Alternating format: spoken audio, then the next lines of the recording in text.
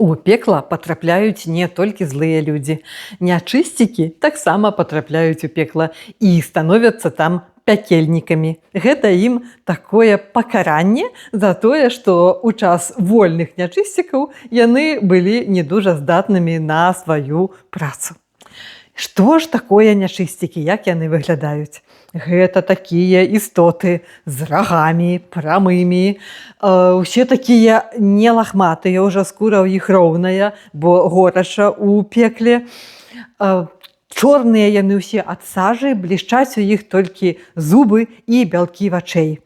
Язык у іх заўсёды высалаплены, і з яго, а таксама з ноздраў, яны паліваюць, так пасыпаюць сераю і смалою тых, каго яны катуюць.